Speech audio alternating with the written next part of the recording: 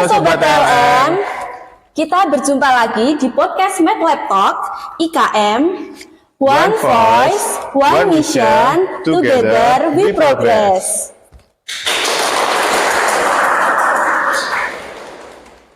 Sebelum memasuki acara, di sini kita ada pantun nih. Pergi ke pasar membeli buah. Membeli buah di bulan Juni. Perkenalkan saya Dia sebagai host 1 di sini. Jalan-jalan ke kota tua. Lihat pemandangan yang indah sekali. Saya Yusuf, host yang kedua, siap memeriahkan acara ini. Jadi siang ini kita akan kedatangan mahasiswa spesial dari Stikes Nasional. Di sini kita akan mendatangkan Kak Laila. Kak Laila ini merupakan mahasiswa Stikes Nasional yang aktif berorganisasi. Langsung saja tanpa berlama-lama kita sambut Kak Laila.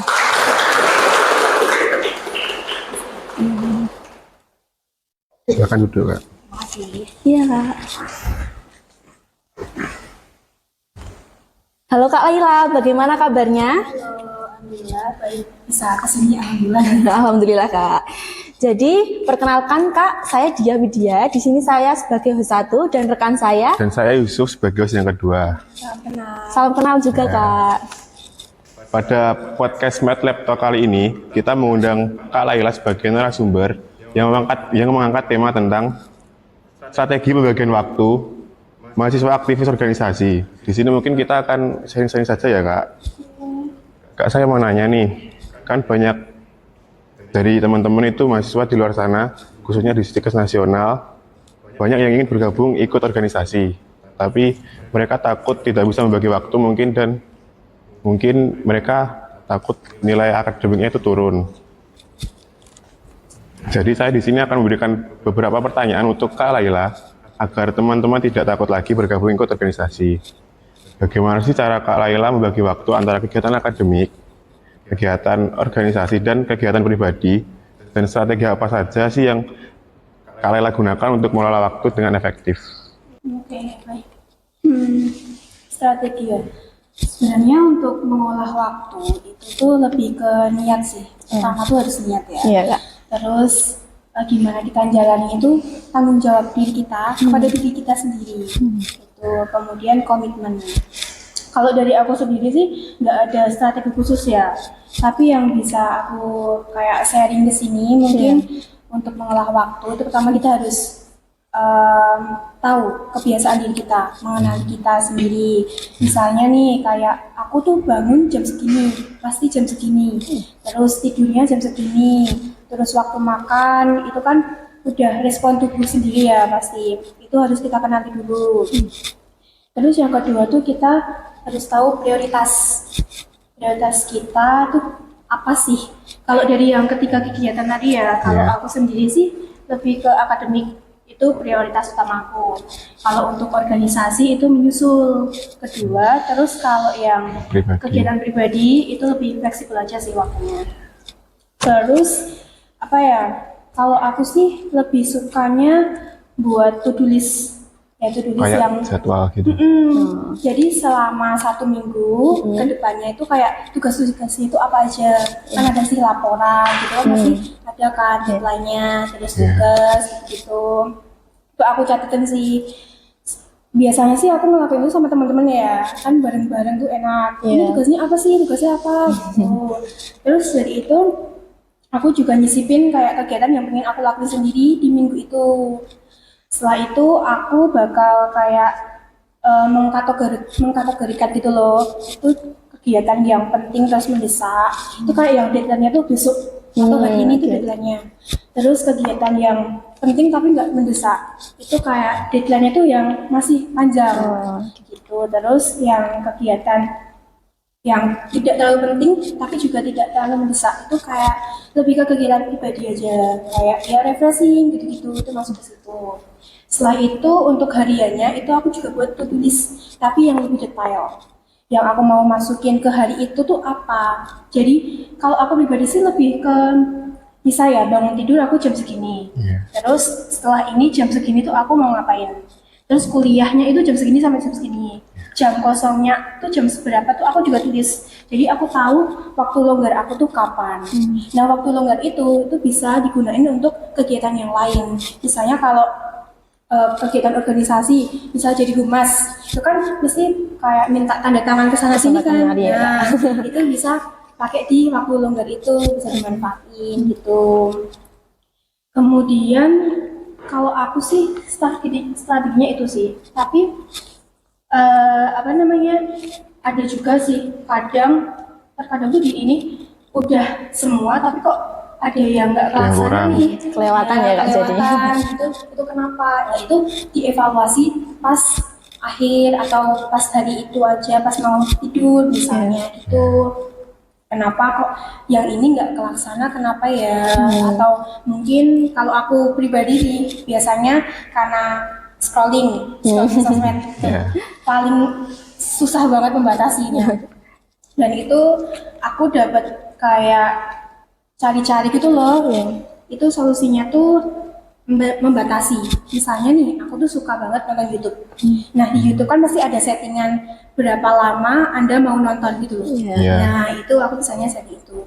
Untuk settingan itu lumayan membantu sih. Karena kan kalau udah 30 menit ada peringatan gitu loh. Gitu. Jadi lebih ke kesadaran diri sih kalau manajemen waktu, mau mengolah waktu efektif. Iya. Karena kan kayak strategi satu orang sama orang lain tuh beda-beda Beda-beda. gitu loh. Iya. Mungkin buat aku efektif, tapi buat yang lain nggak efektif karena kan prioritas juga beda, terus kesehariannya juga beda gitu. Mungkin itu. Oke teman-teman, banyak sekali tips yang kita dapat. Mungkin kita akan lanjut ke pertanyaan yang berikutnya saja ya Kak. Jadi pertanyaan yang kedua ini, apa yang menjadi prioritas utama Kak Laila sebagai mahasiswa aktivis organisasi?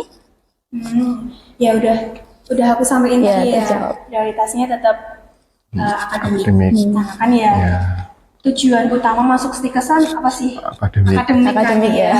Apalagi kan di stikes ini vokasi ya. Jadi Ya. aku tuh pengen ngasah hard skill aja di sini. Pengembangan hard skill itu yang utama bagi aku. Terus setelah masuk ke sini, pasti kan banyak tawaran tuh kayak organisasi lah atau UKM lah. Nah itu salah satu kegiatan yang pengen aku ikuti itu untuk pengembangan soft skill gitu. Ya. Jadi kegiatan organisasi itu jadwal itu harus menyesuaikan sama perkuliahan, mata kuliah, kelas-kelas gitu loh. Jadi nggak ganggu gitu. Jadi nggak ganggu. Jadi kita harus mengenali jadwal kita sendiri sih kalau mau ikut kegiatan kayak gitu. Itu sih kalau untuk kegiatan pribadi ya masih jadi bukan prioritas ya, tapi kebutuhan aja sih untuk diri sendiri. Kalau buat refreshing lah, kalau jangan stres ya. Kayak healing gitu ya Kak? Healing gitu pasti harus disisihin sih kalau kegiatan pribadi itu. Oke, terus bagaimana sih Kak cara Kak Laila itu untuk mengatasi konflik waktu antara kegiatan organisasi dan kegiatan akademik? Terus apa solusi yang Kak Laila temukan untuk mengatasi konflik yang Kak Laila hadapi? Konflik di sini maksudnya masih kayak bentrok waktu. Iya, lebih Ya, ke kayak- kayak kegiatan Kakak semisal di sini terus nanti sama yang akademik organisasi semisal kan kayak bertabrakan gitu jadwalnya. Mungkin Kak Laila cara mengatasi konfliknya itu seperti apa gitu? Kalau bentrok itu pernah nggak ya? Kalau rapat-rapat diskusi itu sih nggak pernah sih ya. Karena kan pengalaman di IKM itu juga tingkat 1, tingkat 2, kelas A1, A2 gitu kan. Masih sebelum kayak rapat itu udah diskusi. Ini aku mau ngadain ini rapat. Kalian ada longgarnya jam berapa? Waktunya kapan? Itu masih ada Jadi kayak tetap diskusi. fleksibel gitu. Jadi kan menyesuaikan satu anggota sama anggota lain. Jadi kalau untuk rapat-rapat gitu nggak terlalu mengganggu sih, jadi nggak bentrok. Terus di SEMA pun juga gitu.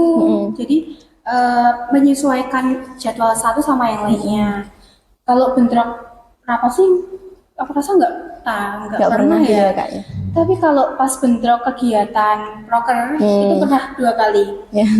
Pas di IKM itu aku ngepasi ikut lomba. Pas hari H itu ada presentasi lomba gitu loh. Pas hari H juga itu ada proker IKM yang lomba graffiti ya kalau nggak salah. Itu pas penilaian juga. Tapi kan kedua kegiatan itu udah jauh-jauh hari kan dikasih Iya. taunya. Nah itu karena aku lebih prioritas ke akademik, jadi di organisasi itu aku bilang komunikasiin sama ketua pelaksananya, sama ketua organisasinya. Aku sama temanku ada sih, satu organisasi juga, itu bilang Mbak, kalau aku nggak ikut hari hanya gimana ya, Oh, kalau iya. udah selesai lombanya nanti nyusul kalau masih ada waktu. Itu alhamdulillahnya sih mbaknya juga memaklumi gitu loh, jadi kitanya juga tenang, mbaknya juga nggak kepikiran kok kita nggak datang hari H ngapain gitu. Terus pas di SEMA itu juga pernah bentrok pas hari hanya aku nggak bisa ikut karena PKL. Nah itu juga dikomunikasiin sih, karena kan PKL juga akademik nih, apalagi bawa nama kerjasama stikes sama pihak luar. Itu juga dikomunikasiin sama ketua pelaksanya nggak ikut kenapa, jadi biar nggak ada golek-golekan gitu loh masalahnya. Itu sih kalau solusinya mungkin ya komunikasi ya. Iya. Komunikasi itu penting sih. Itu Jadi yang utama di sini mungkin komunikasi sama prioritas kembali lagi ke diri kita ya Kak. Oke Kak, terima kasih. Mungkin kita akan lanjut saja ke pertanyaan yang selanjutnya. Jadi di Stikes nasional ini kan ada istilah SKP nih Kak. Jadi mungkin Kak Laila bisa menjelaskan apa sih SKP itu, terus fungsinya itu buat apa sih Kak? SKP Iya. kepanjangannya pokoknya Satuan Kredit Partisipasi ya kalau nggak salah ya. SKP itu kayak poin yang kita dapat setiap kita ikut kegiatan kemahasiswaan. Nah, poin-poin itu tuh nilainya bermacam-macam sesuai apa yang kita ikuti kegiatannya. Nah, untuk apa sih poin itu? Poin itu tuh kalau dibilang penting ya penting, soalnya walaupun kegiatan itu di luar akademik, itu tuh bakal kerekognisi menjadi nilai mata kuliah ternyata. Kalian tahu nggak sih? Ternyata tuh SKP itu dijadiin nilai di mata kuliah KPK NAS. Nah, KPK NAS ini ada di semester 5. Itu jadi termasuk ada mata kuliahnya gitu loh. Jadi kan juga nilai di akademik gitu. Nah, KPK NAS sendiri ini didapatnya dari SKP PKKMB.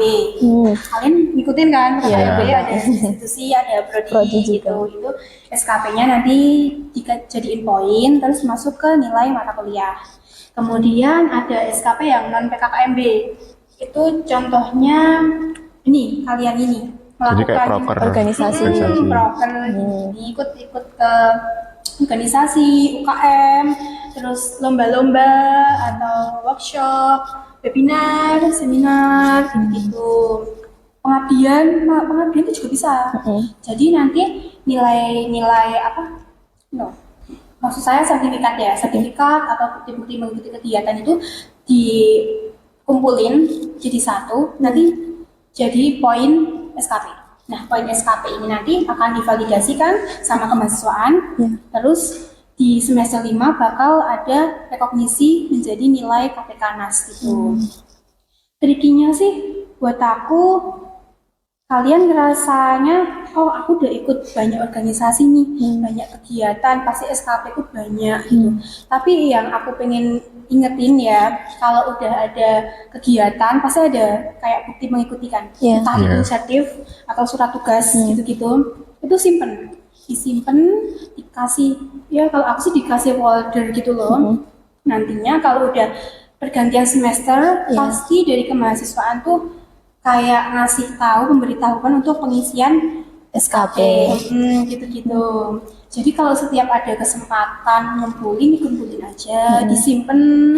Karena tuh banyak dari teman-teman aku sih ya, lihat itu pas udah semester 5, pas ditagih SKP-nya mana, buktinya mana, itu pada keteteran nyari-nyari sertifikat. Ini sertifikat di mana toh? Ada yang masih nyimpen enggak kayak gini-gini. Nah, itu menurut aku ya lebih ke kesadaran diri aja sih. Iya, Kak. Gitu. Kak, jadi untuk pengumpulannya itu harus berupa sertif kah atau bisa pengumpulan seumpama kan ada foto kegiatan, itu bisa dikumpulkan atau harus ada bukti, semisal ada kayak surat tugas atau ada sertifikat seperti itu? Jadi kalau untuk buktinya itu bisa berupa sertif, terus surat tugas, gitu-gitu bisa. Ada kok di mana ya? Kalau ngumpulin itu di Siakat. Iya. Oh iya, Iya kan? nanti ada Siakat. Ya, link nanti gitu. kan ada pilihan Iya. itu, buktinya apa-apa itu bisa dipilih. Oke. Nah, jadi kan tadi Kak Laila sudah menjelaskan nih tentang KP-Kanas itu apa. Mungkin bisa dijelaskan lebih dalam lagi terkait KP-Kanas itu? Oke, KP-Kanas itu mata kuliah kalau nggak salah ya, kepribadian dan pengembangan karakter. Jadi di stikes ini kayak apa ya? Ada satu mata kuliah khusus untuk semua prodi ada ini. Biasanya kalau di tiga itu ada di semester 5. Nah itu Ki, untuk pengembangan diri itu, pengembangan diri di sini itu lebih ke nilai-nilai di stikes kayak yang apa? Kompetitif, kompeten, Trustworthy. nasionalis, satunya apa ya? Kebinekaan. Kebinekaan. Nah itu ada serangkaian kan tadi kan diambilnya tuh nilainya dari poin SKP, PKKMB dan PKKMB sama live-in. Nah serangkaian live-in itu seingatku kemarin tuh ada mata kuliah bareng-bareng kayak PKKMB, bener-bener PKKMB, tapi isinya materi-materi gitu dari berbagai materi topik seputar ya core value yang stikes gitu loh. Nanti ada kayak tesnya juga gitu-gitu. Dia kayak kuliah tapi bareng-bareng gitu loh. Seingat aku sih kemarin di Pentagon gitu ya. Pentagon terus bareng-bareng ikutin kuliahan itu, ngerjain bareng gitu. Terus selain itu termasuk serangkaian live-in, terus live-in-nya itu seingat aku 3 hari 2 malam itu di suatu tempat. Terus kita kayak mini KKN, tapi nggak ngerjain broker. Jadi kayak kita tuh di situ sebagai orang untuk pengembangan karakter kita dengan orang lain di suatu tempat yang beda. Jadi kita dilatih kayak adaptasinya di situ gimana, terus komunikasi dengan masyarakat sekitar itu gimana gitu-gitu. Setelah itu dia buat laporan juga sih, tapi mini laporan gitu. Nggak terlalu memberatkan, kok asik-asik aja enjoy. Mata kuliah KP-Kanas tuh lebih apa ya? Lebih enak sih, kayak ya kita enjoy aja di situ, menikmati gitu. Main bareng tuh bisa di pas live ini tuh. Enak banget. Jadi kan tadi Kak Laila sudah menjelaskan nih ada kegiatan seperti mini KKN. Mungkin bisa dijelaskan terkait pengalaman yang Kak Laila dapatkan pada saat melaksanakan kegiatan tersebut. Kemarin tuh di desa mana ya, aku lupa namanya, itu daerah Karanganyar, Kemudian gitu ya. Iya. Itu di sana aku dapet orang tua, istilahnya kayak tempat yang ada orang tuanya, terus kita tinggal di situ gitu. Itu orang tua aku tuh ada punya perkebunan jambu biji. Iya. Nah itu jambu kristal tuh lah ya, ikut manennya, ikut apa ya istilahnya berongkos kayak bungkus jambunya itu gitu ikut gitu diajarin kayak gitu. Ada juga temanku tuh yang ikut bikin sangkar burung gitu, terus jualin bahan hasil panennya ke pasar ikut. Jadi kayak keseharian kita aja, tapi kamu melakukan itu dinilai sama orang tua asuh kita gitu di situ. Gitu. Terima kasih Kak. Dan untuk pertanyaan yang terakhir nih Kak, sebelum kita mengakhiri podcast kali ini, mungkin Nggak terasa ya Kak? Kak Laila punya tips bagi mahasiswa yang ingin menjadi aktivis organisasi, bisa dijelaskan tipsnya apa Tipsnya saja? apa ya? Pertama sih aku ikut organisasi coba-coba ya. Coba-coba, belalai ketompo gitu. Belalai ketompo, terus karena udah keterima ya mau nggak mau harus konsisten, kayak tanggung jawab. Aku udah milih ini loh, harus tak jalanin, aku jalanin gitu. Terus sih, jadi kalau mau yang takut gitu nggak usah takut, dicoba aja. Siapa tahu emang passion kamu di situ. Kan kita nggak bakal tahu ya kalau nggak coba. Tuh terus kalau bilang aku mau ini tapi aku nggak ada waktu. Menurut aku tuh bukan nggak ada waktu, tapi kitanya yang nggak mau memberikan waktu untuk kegiatan itu. Karena waktu itu ada kalau kita yang nyiptain. Kalau kita meluangkan itu bakal ada waktu. Mungkin ada orang yang, wah aku sibuk nggak ada waktu gini-gini.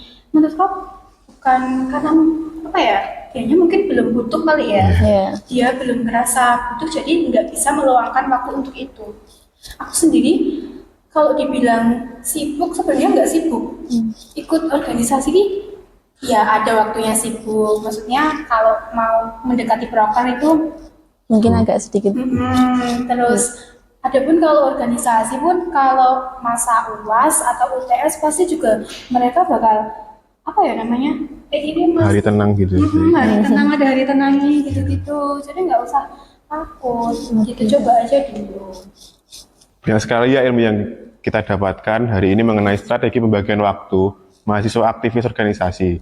Terima kasih banyak buat Kak Laila atas waktunya yang sudah diberikan dan berbagi ilmu kepada podcast kali ini. Semoga ilmunya dapat bermanfaat bagi kita semua dan dapat memotivasi kita semua untuk mahasiswa Stikes Nasional.